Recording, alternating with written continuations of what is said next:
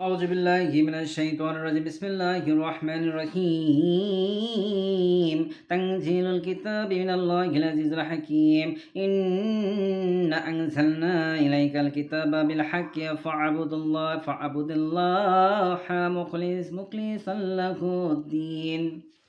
ألا لله الدين الخالص والذين اتخذوا من دونه أولياء ما نعبدوكم إلا ليقربونا إلى الله زلفى إن الله يحكم بينكم فيما هم فيه يختلفون إن الله لا يهدي من هو كذب كفار لولا أراد الله أن يتخذ ولدا لاصطفى مما يخلق من يشاء سبحانه هو الله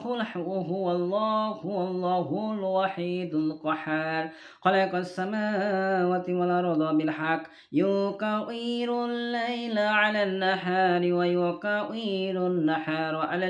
الليل والشهر الشمس والقمر كل يجري لأجل مسمى ألا هو العزيز الغفار خلقكم من نفس واحدة ثم جعل منها زوجها وأنزل لكم من الأنعام ثمانية أزواج يخلقكم في بطون أمهاتكم خلقا من بعد خلق في ظلمات ثلاث ذلكم الله ربكم له الملك لا إله إلا هو فأنا تصرفون إن تكفروا فإن الله غني عنكم ولا يرضى لعباده الكفور وإن تشكروا يرضاه لكم ولا تزر وازرة وزر أخرى ثم إلى ربكم مرجعكم فينبئكم بما كنتم تعملون إنه عليم بذات الصدور وإذا مس الإنسان ضر دعا ربه منيبا إليه ثم إذا خواله نعمة منه نسي ما كان يدعو إليه من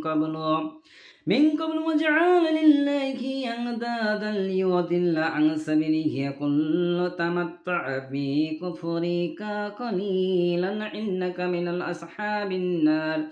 أمن هو قانت عناء الليل شديدا وقائما يحذر الآخرة ويرجو رحمة ربه قل هل يستوي الذين يعلمون والذين لا يعلمون إنما يتذكر أولو الألباب আসসালামু আলাইকুম রহমতুল্লাহি ওয়া বারাকাতুহু। আমি সাধারণ একটা জেনারেল ছাত্র, আমি মাদ্রাসার কোনো ছাত্র না। তো আমার এই তেলাওয়াতের মাঝে কোনো ত্রুটি থাকলে আমাকে অবশ্যই মাফ করুন ইনশাআল্লাহ।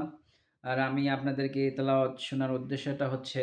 মহান আল্লাহ তাআলা পবিত্র কোরআনুল কারীম দিয়েছে তার বিধান অনুযায়ী চলার জন্য এবং এই পুরো পবিত্র কোরআনুল কারীমকে তেলাওয়াত করার জন্য। তো আমরা সবাই মহান আল্লাহ তাআলার এই পবিত্র কালামকে শ্রদ্ধার সহিত আল্লাহ তাআলার সন্তুষ্টি অর্জনের লক্ষ্যে প্রতিদিন যে কোনো একটা সময় তেলাওয়াত করার চেষ্টা করবেন ইনশাআল্লাহ। আর আমার জন্য বেশি বেশি করে দোয়া করবেন, আমি যেন আগামীতেও আপনাদের সামনে এই সুন্দর সুস্পষ্টভাবে সহিশুদ্ধভাবে পবিত্র কোরআনুল কারীম তেলাওয়াত শোনাতে পারি এবং আমার জীবনের শেষ নিঃশ্বাস পর্যন্ত আমি যেন প্রতিদিন যে কোনো একটা সময় মহান আল্লাহ তাআলার এই পবিত্র কোরআনুল কারীমটাকে তেলাওয়াত করতে পারি এবং এর বিধান অনুযায়ী চলতে পারি। আমার জন্য বিশেষ দোয়া করবেন। আর আমার দোয়া করবেন। আর আপনারা সবাই এই পবিত্র কোরআন কারীম সহিশুদ্ধভাবে তেলাওয়াত করার চেষ্টা করুন এবং আমল করুন। আসসালামু আলাইকুম ওয়া রাহমাতুল্লাহি ওয়া বারাকাতুহু।